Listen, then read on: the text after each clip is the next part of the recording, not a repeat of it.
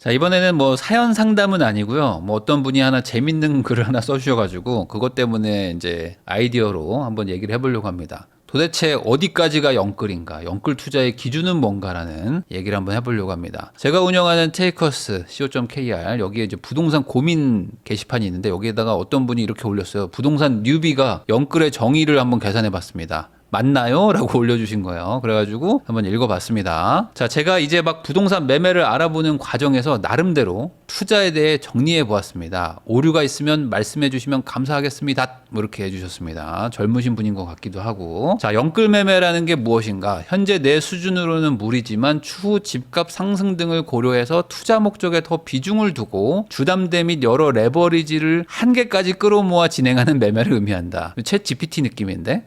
매매 시 원금 상환과 이자 상환 두 가지의 상환이 존재한다. 원금 상환은 결국 내 돈이 되는 것이므로 현재 계산에서는 제외하고요. 당연하죠. 원금 상환은 여러분들이 이거는 이자 갚는 게 아니에요. 근데 많은 분들이 원리금 상환을 하기 때문에 한 달에 막 200 몇십만 원 낸다고 야 영끌이다 하는데 그중에 원금은 내가 빌린 돈 갚는 거니까 이건 저축입니다. 원금은 다 빼고 이자만 계산하면 되는 거죠. 이자가 순수하게 내가 대출에 대한 비용이니까. 이건 없어지는 돈, 원금은 없어지지 않는 돈이죠. 이자만 본다. 이제 계산법인 거죠. 자, 주택 매매에 대한 이자는 크게 두 가지로 나눠 볼 수 있는데 실거주에 대한 비용, 레버리지를 유지하기 위한 이자. 이렇게 계산을 하는 거고 실거주 비용은 인당 70만 원을 기준으로 한다. 그러니까 나름대로 이분이 저거 같아. 파워 그 J예요, J. 그러니까 뭐 나름 이제 기준을 막 세우신 것 같아요. 그래서 둘이서 산다면 140은 좀 써야 되지 않나요? 라고 이제 생각해서 이 140과 이거를 이제 비교한다는 거예요. 근데 이제 갑자기 월 이자 200이 나왔어요. 그래서 이게 왜 나왔는지는 저도 모르겠는데 보통 이럴 때는 140, 이자 140을 가지고 계산을 해야 되거든요.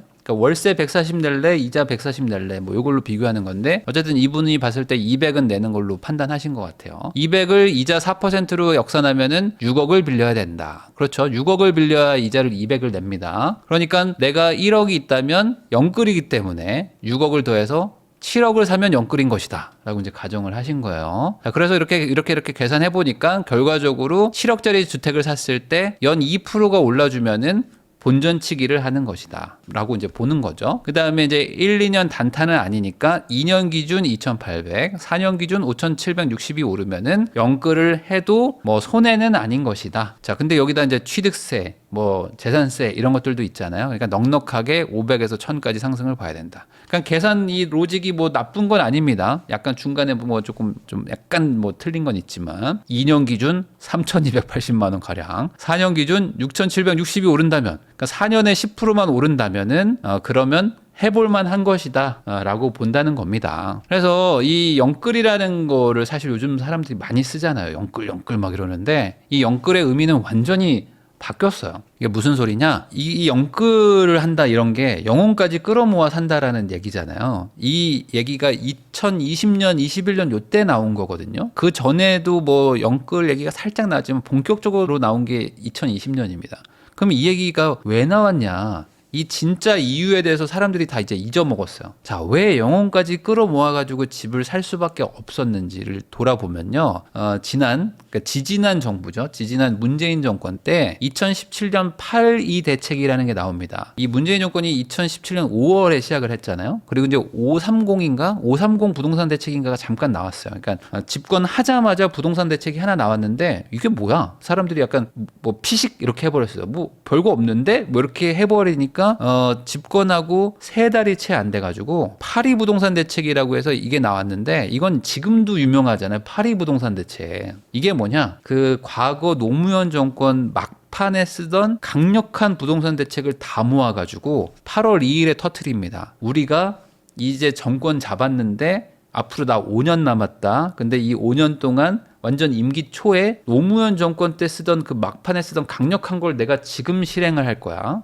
라고 이제 선언을 한 거죠. 그러니까 이때 공포감이 강했어요. 왜냐면 사람들이 앞으로 5년이나 남았는데 시작부터 이렇게 센 걸 쓴다고? 야, 그럼 앞으로 더 세지겠구나 라고 해서 이때 유명한 내년 4월까지 집할 기회를 드리겠다라는 얘기가 나온 거잖아요. 자, 이 이후로 대출은 계속 규제가 됐어요. 더 규제가 됩니다. 그래서 2018년 9.13 대책도 엄청나게 셌거든요. 이때부터 다주택자들 대출 안 해주기 시작해요. 9.13부터 다주택자 대출을 팍팍 줄이기 시작합니다. 그러니까 17년도부터 대출도 막 줄이고 하는데 2018년에는 다주택자 대출 잡죠. 그리고 2019년에는 집값이 조금 막 눌리긴 했는데 그래도 이게 좀 강남 쪽으로 막 똘똘한 채로 막 몰리기 시작하니까 어떡하냐, 12월 16일에 야 15억 초과하는 대출 해주지 마 해가지고 강남을 잡겠다고 15억 대출을 0%로 해버려요. 코로나 이전에 이미 집값이 막 폭주하고 있었습니다. 그래서 어떤 분들은 코로나의 유동성 때문에 집값이 올랐다고 하지만 아니요, 그건 아니고요.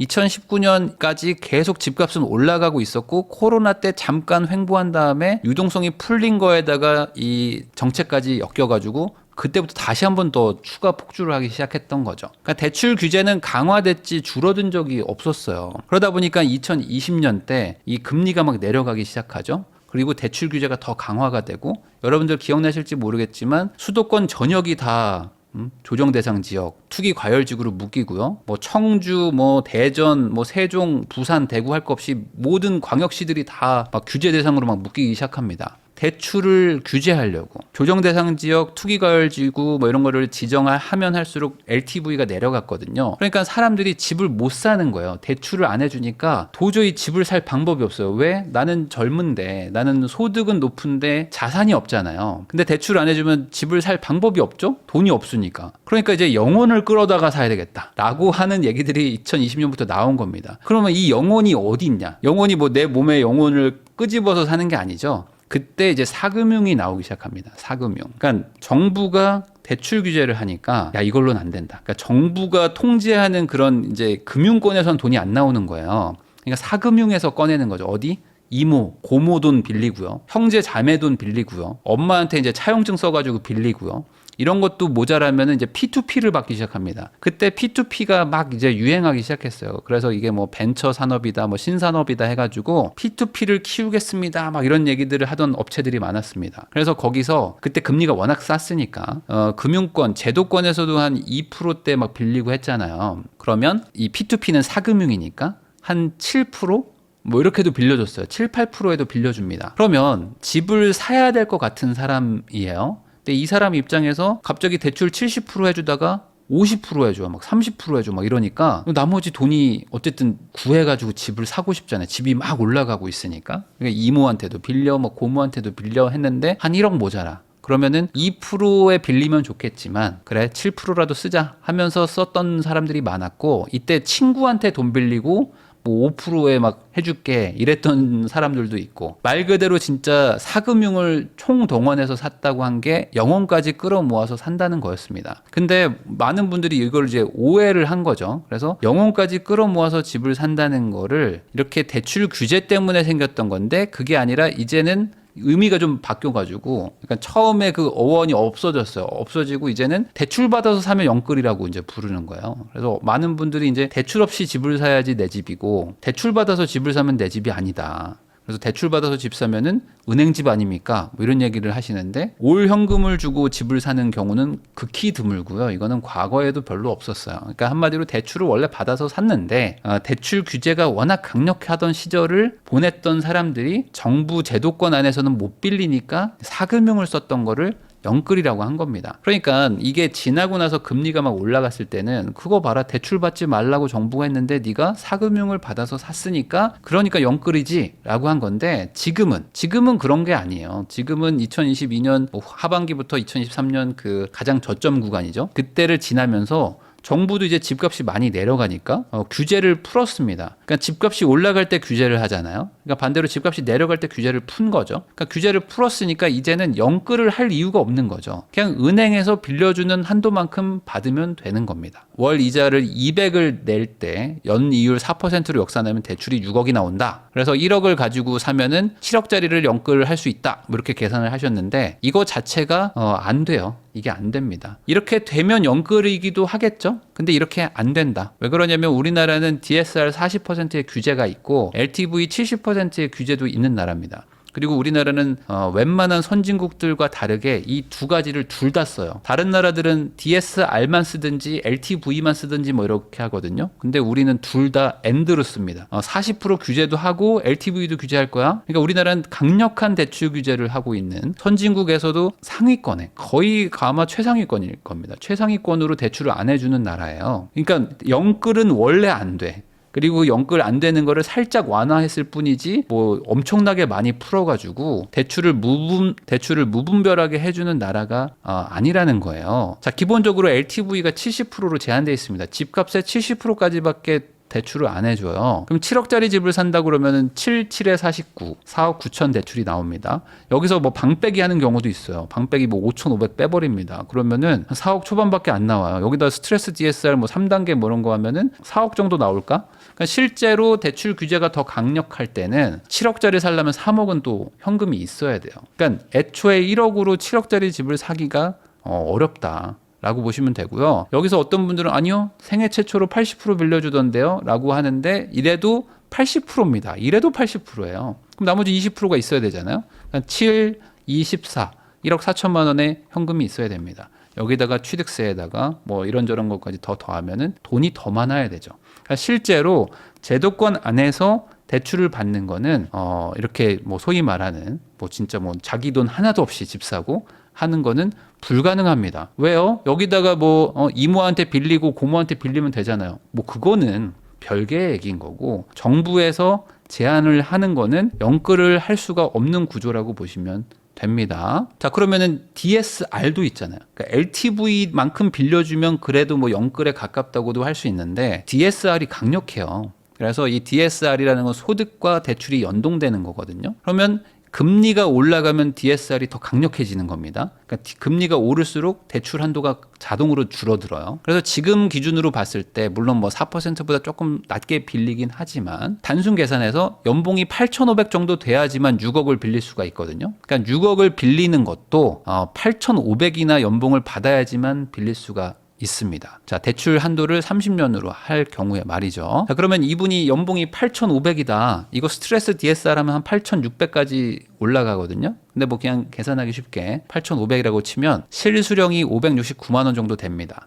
근데 이분이 원리금을 286만 원을 내요. 근데 이 중에 원금이 86만 원이거든요. 그럼 원금은 내가 내 돈이니까 요거는 빼고 200만 원의 이자를 내는 겁니다. 200만 원. 그럼 어떤 분들이 야 무슨 이자를 200만 원이나 내냐라고 생각을 하시는데, 이 200만 원 내고 실거주를 하는 거잖아요. 그러니까 사실 주거비는 빼야죠. 이 200만 원이 생으로 없어지는 돈은 아니고 어차피 내가 월세 살아도 전세 살아도 내는 이자를 내야 되는 게 있잖아요. 그거를 상쇄시키면 200 이하가 내가 실제 내는 비용이 되는 겁니다. 원금은 내가 어차피 갚는 거니까. 자, 여기서 이제 만기 50년 대출로 늘리면 더 영끌할 수 있는 거 아니냐, 이런 얘기를 하실 수도 있는데, 이것도 가능은 해요. 어떻게 되냐? 만기 50년으로 늘리고 이자를 4%로 했을 때 이 연소득이 7천으로 줄어듭니다. 7천으로. 그러면은 7천인 사람이 6억을 빌린다. 야, 이거 너무 영끌 아닌가? 이런 생각이 드실 수도 있잖아요. 요 계산 한번 해보면 이렇습니다. 실수령이 484만 원 정도 되시는데 원리금으로, 요 원리금이죠. 원리금이 231만 원이에요. 근데 원금이 줄어드는 거죠. 50년 상환이니까 원금은 줄고, 원금 상환이 줄고 이자는 200만 원씩 계속 냅니다. 그러면은 주거비도 여기서 똑같이 빼야 되겠죠. 그럼 저 집을 샀으니까 주거비가 얼마 드니까 그거 빼면 나머지가 순수 이제 이자라고 봐도 되겠죠. 그럼 이제 여기서 어떤 분들이 이제 이런 얘기를 할 거예요. 아니, 실수령이 480인데 원리금으로 230을 갚어? 그럼 이거 생활이 되니? 뭐 이런 얘기를 하실 수도 있는데, 뭐 틀린 얘기는 아닐 수 있어요. 근데 잘 한번 생각해 보세요. 이 만기 50년이라는 건요, 이게 아무나 받는 건 아닙니다. 이게 만 34세 뭐 이렇게 막 제한도 있거든요. 물론 이거를 뭐 피해서 받는 분들도 있을 수도 있겠지만 어쨌든 만기 50년이라는 거는 그래도 나이를 좀 봅니다. 반대로 한번 생각해 보세요. 만 34세인데 6억을 대출해줬어요. 그러면 그분이 만 34세에 연봉이 7천이라는 거예요. 자, 연봉이 7천인 만 34세. 이 사람의 앞으로 미래 소득이나 아니면 직장의 어떤 안정성? 뭐 그런 것들이 나쁘진 않겠죠. 그러니까 이렇게 50년을 빌려주는 것도 정부가 그냥 막 돈 날릴 거 각오하고 막 빌려주는 게 아니라 우리나라는 되게 탄탄하게 규제를 하면서 이 사람의 어떤 그 생애 소득까지 고려해서 대출을 최대한 안 해주는 방향으로 가고 있다는 거죠. 그러니까 이걸 약간 좀 반대로 생각하시는 분들이 많더라고요. 아니 무슨 뭐 50년이나 대출을 해줘. 근데 그 50년을 보면서 소득을 안 보는 게 아니라 소득도 보죠. 아까 말한 집값 총액의 LTV도 보죠. 이런저런 것들을 다 규제한다 라고 보시면 됩니다. 자, 거기다가 가장 중요한 거 7억짜리 아파트를 만약에 내가 월세로 산다. 월세로 산다고 해도 한 5천에 100, 120 정도는 내야 됩니다. 그러니까 어차피 이런 집에서 거주하려면 월세로 120은 내야 돼요. 그러면 그 집에 월세를 120 내고 살든지 아니면은 120에다가 플러스 이제 이자니까 80만 원 더 내고 소유를 하든지 요거에 대한 이제 고민을 하는 거죠. 자, 물론 이 집이 앞으로 절대 안 오르고 빠질 거야 라고 생각하면 이건 월세 사는 게 맞죠.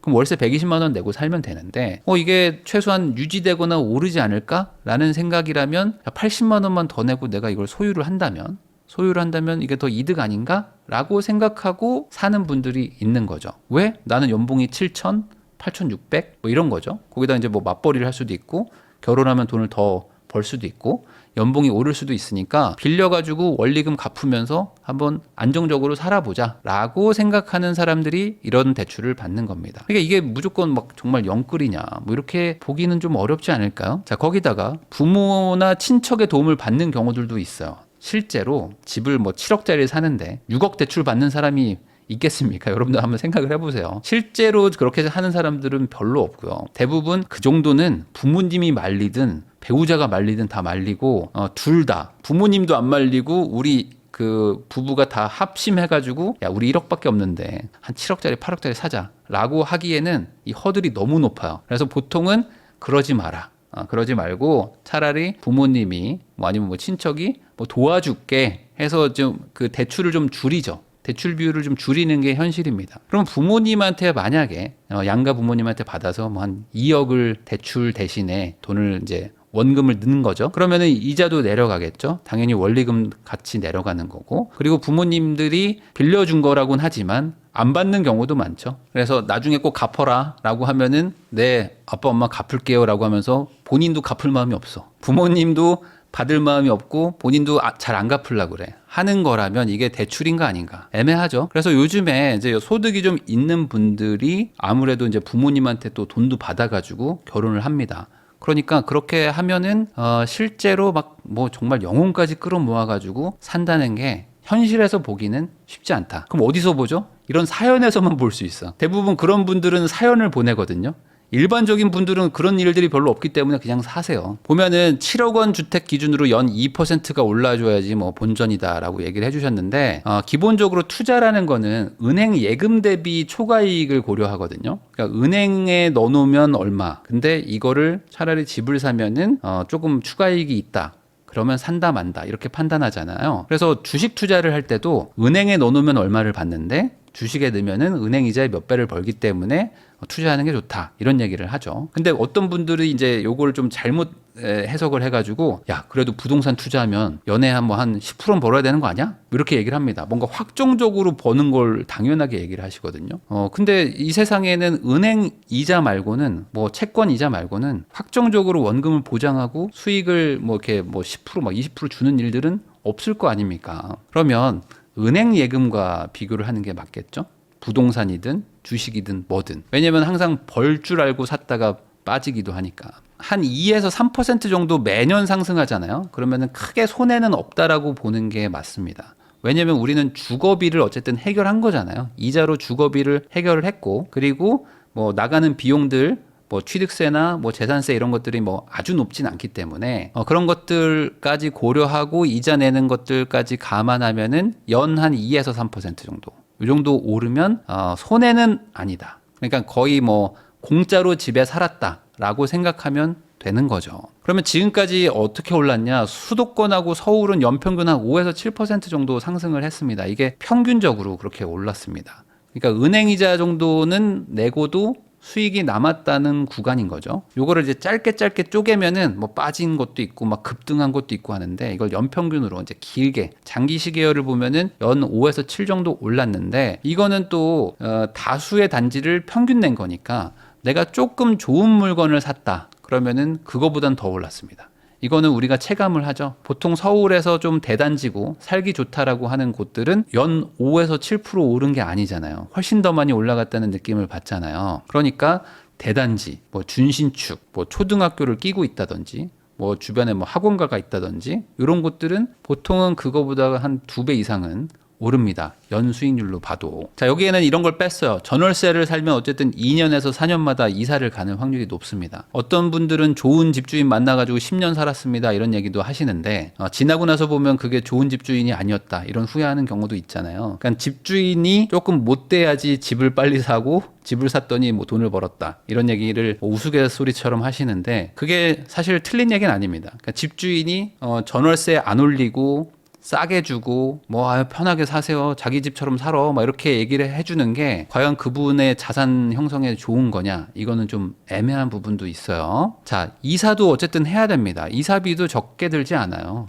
이 30평대 이사하려면은 뭐 한 2, 300 깨집니다. 아무리 싸게 해도. 중개비도 중간중간 나가죠. 그리고 이제 뭐 수리나 이런 것들도 어쨌든 해야 될 거 아닙니까? 왜냐면 내가 요즘에는 이 집주인과 요즘 임차인들이 많이 분쟁이 많기 때문에 나갈 때 뭐 원상복구 비용을 내라 뭐 이런 얘기들도 많이 나오거든요. 이런 것들까지 고려하고 거기다 이제 내 집이 아니기 때문에 오는 어떤 주거의 불안정도 분명히 있지 않겠습니까? 이런 것들까지 고려하면은 사실 아까 말한 2, 3%보다 덜 올라도 되거든요. 이 부분을 좀 고려를 안 하고 이제는 막 다 이제 막 영끌을 하면 뭐 큰일 나네라고 말하는데 그건 좀 아니다. 그러다 보니까 이제 그 소유를 하시면 2, 3% 정도만 오르면 되는데 보통 소유를 하면 한 8년 정도 실거주를 하거든요. 그럼 장기 보유를 하죠. 장기 보유를 하고 그리고 중간에 뭐 부침이 있더라도 뭐 1, 2년은 이렇게 빠질 수도 있는데 또 길게 보면 또 다시 또 천천히 회복을 해가지고 내가 이상한 걸 사지 않았다면은 산 가격을 다시 도달하고 또 이제 인플레이션을 이기면서 천천히 또 올라갑니다. 근데 이게 또 장기 복리 효과가 일어나니까 특이하게 막 나홀로를 샀다거나